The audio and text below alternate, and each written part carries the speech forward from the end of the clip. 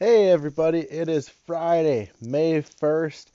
Hope you guys are having a good day. Weather looks like it's going to be phenomenal this weekend, so kind of get ready for that. Play outside a little bit, finish up what you got to do, and play hard and enjoy the weather. So let's take a look at the things for today. Starting next week, Ms. Summerfeld and I will post new IXL opportunities, so take a look at those different ones. I've already got them set, I just got to push them out, and I'll do that on Monday. Um, Let me know if you want a review on anything. So send me a message if you need any reviews or anything. I'm going to try to have some reviews with them this time. But if you have any questions, please let me know. Class Hangout went great yesterday. Thanks for all you guys that joined me Thursday at 10 o'clock. We'll do that again next week. Head on up for free lunches and breakfast. It's Friday, so it should be a hot lunch, I believe. And if you have any questions at all, please contact me. You guys know how to get a hold of me, whether it's using Dojo, my extension, or my email. Love to hear from you guys. Stay safe and stay home. You guys know the drill. Do a little bit of Prodigy, do a little bit of IXL, do a little bit of reading, a little more IXL for reading. Hopefully, you guys already did that social studies Kahoot. If you want to, you can take it again. And I'll try to post our highest scores. And then take a look on Monday again for all our specialists, whether that's Mr. Buckley, Mr. Warner, Ms. Lesnar, Mr. Newkirchen. Take a look at those in the link at Class Dojo. And finally, here are the different things to work on Class Dojo. So take a look at those. And again, we'll have new ones on Monday, and I'll try to give you guys some resources to help you work on those if you're not sure how to do some of that. And now we continue the City of Ember. If you remember, we left off, Lena kind of escaped from the mayor and is sitting on top of the tower, or near the tower, near the clock tower, on top of the city hall there, listening to the singing. Dew and Harrow was sneaking off to get to the boats and the pipeworks. So if you can kind of think here, here's the pipeworks, and she saw the little light that Dew had, and she is on top of the clock tower near the prison room, looking over Harkin Square. So it must have been up here somewhere. Because she could see Harkin Square. She was going to jump down the prison room, get down to the pipeworks that way. And Dune had went this way because he was up at the school. So that's where we're at. Remember, here's the message that they had, right? And here's the warning they had, right? Everybody's looking for Dune Harrow and Lena Mayfleet, wanted for spreading vicious rumors. So now we're on chapter 17, Away.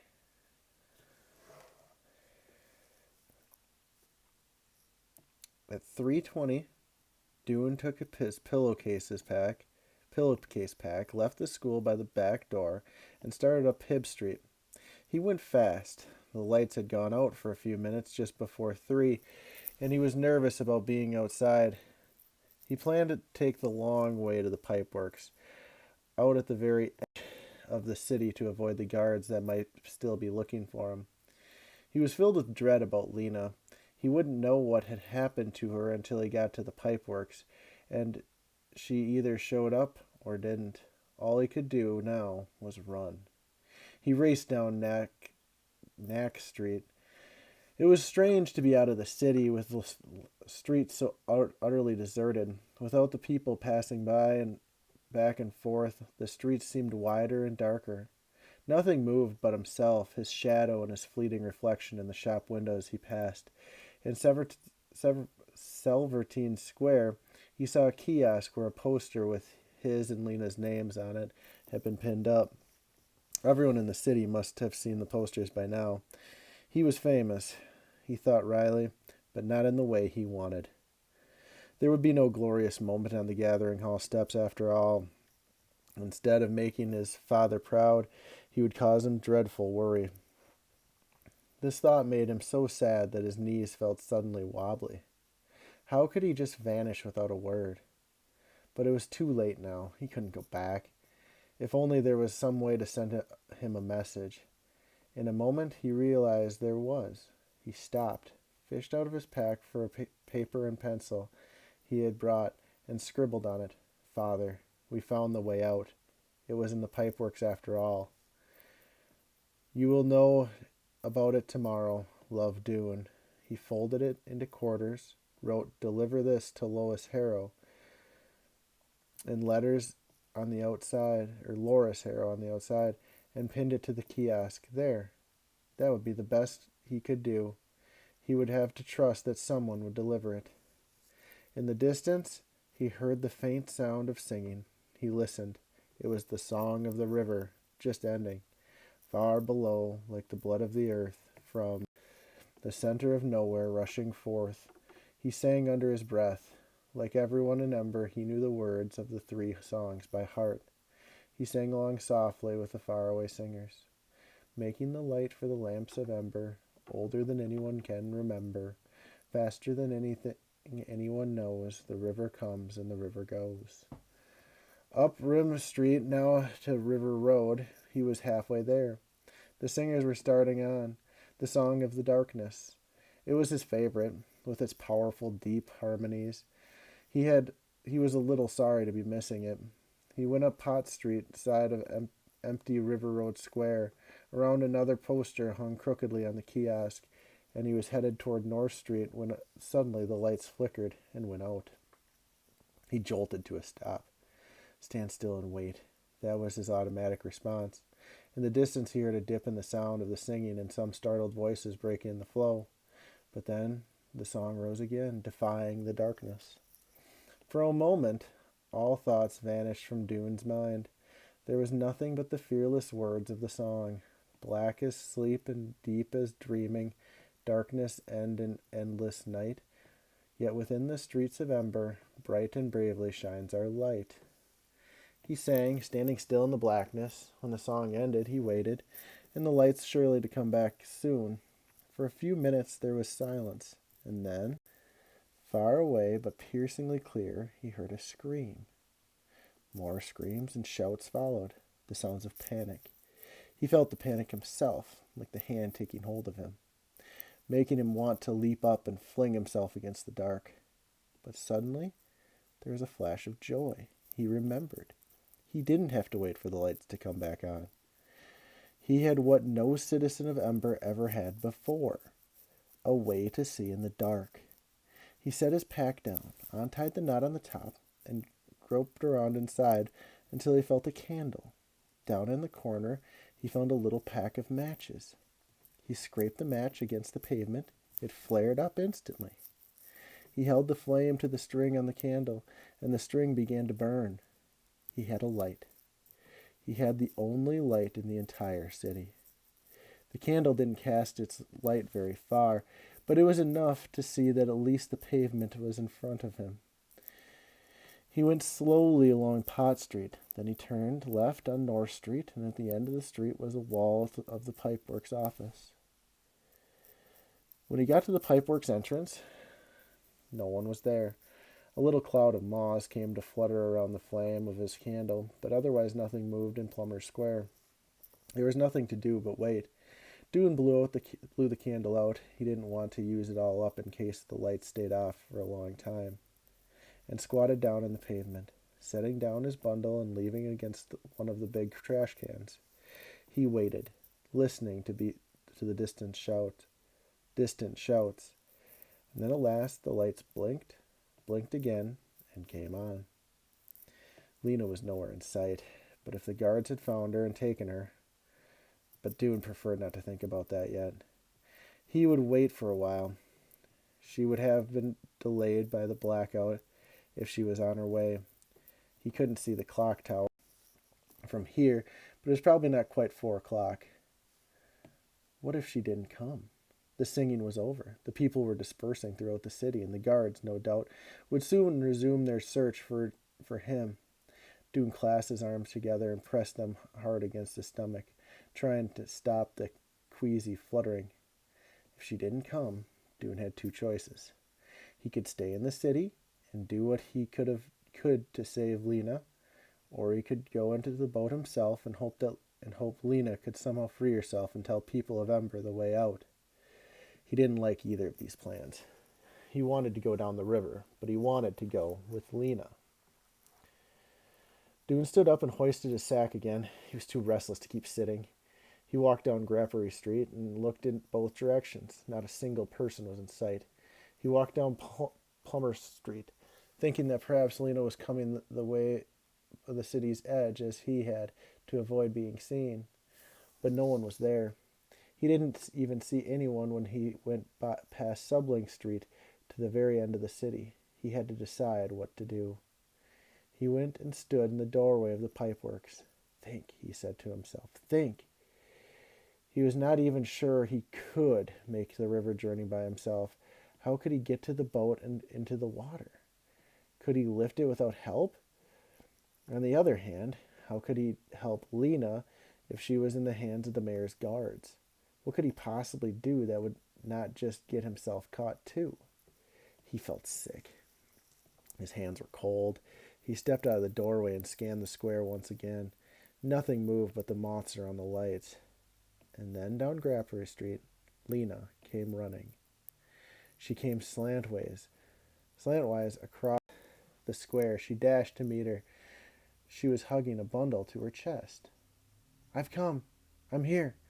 I almost did make it, she said, breathing so hard she could barely talk. And look, she folded back the blanket of her bundle. Dune saw a curl of brown hair and two wide, frightened eyes. I've brought Poppy. Dune was glad to see Lena, and he didn't even mind at all that Poppy was coming with them, making a risky journey even riskier. Relief and excitement flooded through him. They were going. They were going. Okay, he said, come on. With his borrowed key, he opened the pipeworks door, and they hurried past the yellow slickers on their hooks and the lines of rubber boots. Dune dashed into the pipeworks office long enough to replace the key on its hook, and then they pulled open the stairway door and started down. Lena stepped slowly because of Poppy, and Poppy clung to her neck, unusually quiet, sensing the strangeness and importance of what was happening. At the bottom of the stairs, they came out into the main tunnel and walked down the path to the west until they came to the marked rock. How are we going to get Poppy down there? Dune asked. Lena said, I'll fasten her to my chest. Setting Poppy down, Lena took off her coat and her sweater she was wearing. With Dune's help, she made the sweater into a sling for Poppy, tying its sleeves behind her neck, and then she put the coat back up and buttoned it. Dune looked doubtful at this bulky arrangement. Will you be able to climb down, carrying her like that? Will you be able to reach around and hold on the rungs? Yes, said Lena.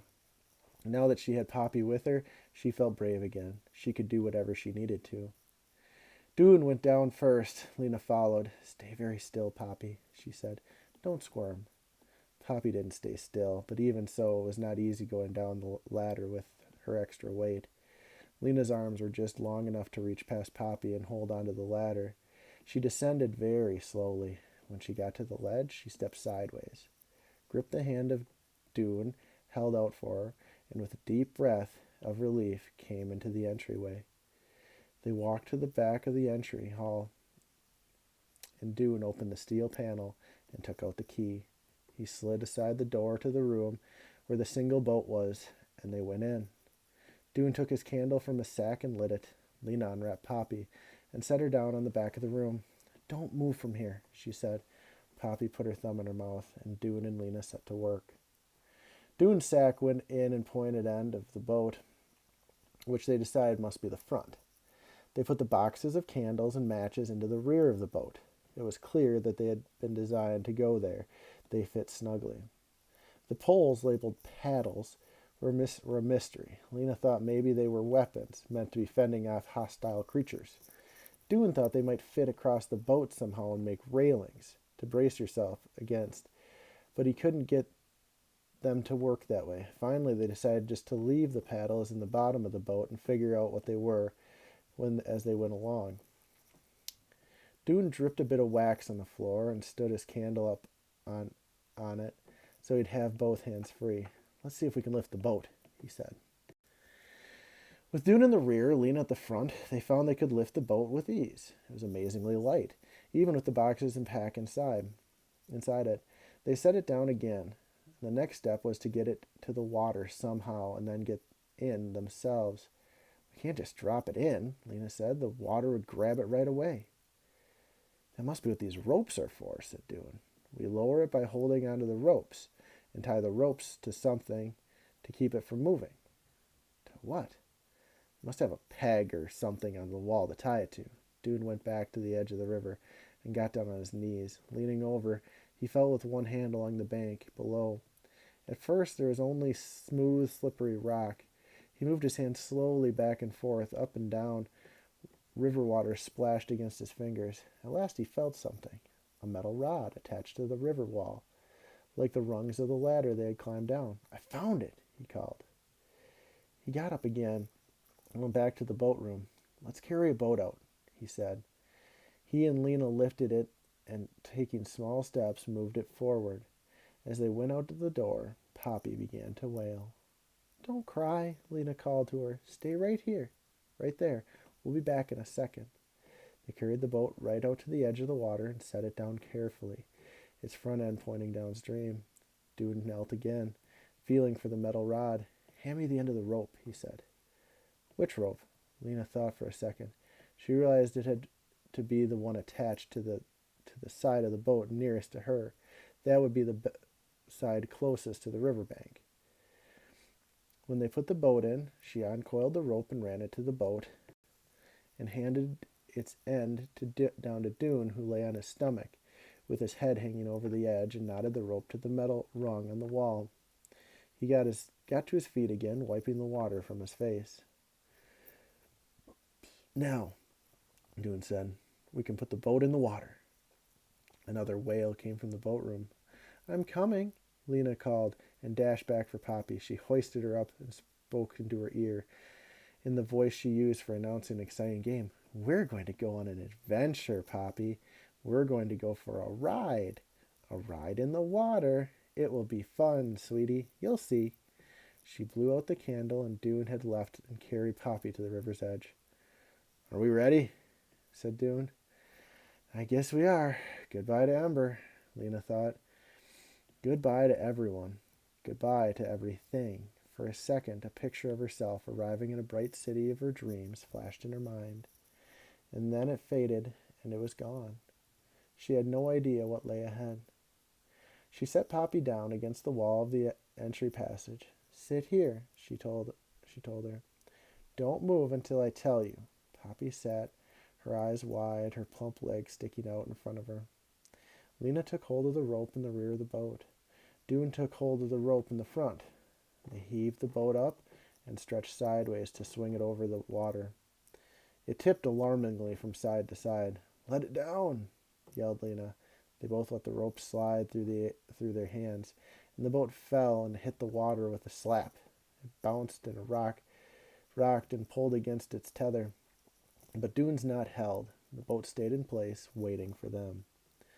Here we go, Dune cried. He bent over, gripped the rim of the boat with one hand, turned backwards, and stepped in. The boat tipped sideways under his weight. Dune staggered a step and then found his balance. All right, he yelled. Hand me Poppy. Lena lifted Poppy, who began to howl and kick at the sight of the bucking boat and churning water. But Dune's arms were right there, and Lena thrust her into them.